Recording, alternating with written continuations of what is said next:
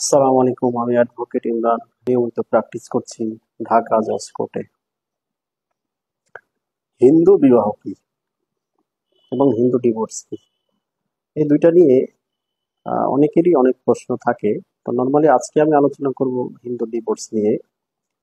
তো হিন্দু ডিভোর্স নিয়ে যদি আমি আলোচনা করতে যাই, তাহলে প্রথমেই আমার বলতে হবে আমরা যেরকম মুসলিম আইনে মুসলিম আইনে আমরা ডিভোর্সের কথা শুনেছি, আমরা ডিভোর্স করিয়েছি কাজের মাধ্যমে অথবা হলফনামার মাধ্যমে ডিভোর্স করে থাকি।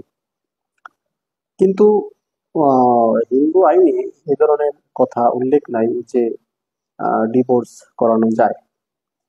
নর্মালি যেটা হয় যে হিন্দু আইনে ওরকম ডিভোর্স করানো যায় না, বা ডিভোর্সের কথা বলা নাই।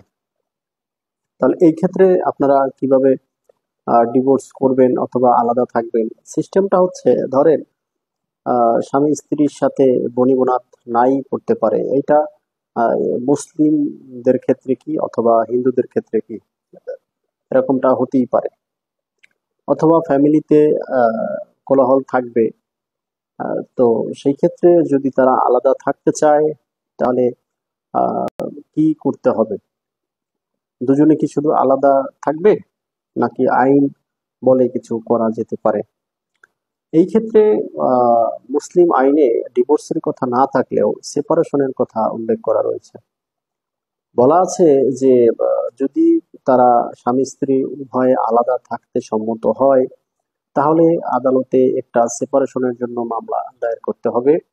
আদালত তাদের দুজনার বক্তব্য শুনবে না। প্রথমে যদি স্বামী সেপারেশনের জন্য আবেদন করেন, তাহলে ওয়াইফকে সমনের মাধ্যমে ডেকে আনা হবে এবং উভয়ের বক্তব্য শোনা হবে।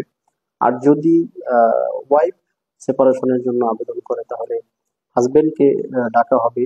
দেন তারা দুজনের বক্তব্য শুনে আদালত একটা ডেট নির্ধারণ করবেন যে এই ডেটে আপনারা আসেন। তার ভিতরে যদি আপনারা মিলিত হয়ে যেতে পারেন তাহলে ভালো, আর যদি সংসার করতে আপনারা না চান, তাহলে সেপারেশনের জন্য আদালত অর্ডার দিবেন। আদালতের এই অর্ডারের পরে তারা আলাদা থাকতে পারবেন। মূলত উম, এইটা কি ডিভোর্স বলা হয়? কিন্তু আইনের ভাষায় এটি একটি সেপারেশন। মুসলিম আইন অনুযায়ী ডিভোর্সের মতো আহ, কোনো প্রসিডিউর নেই।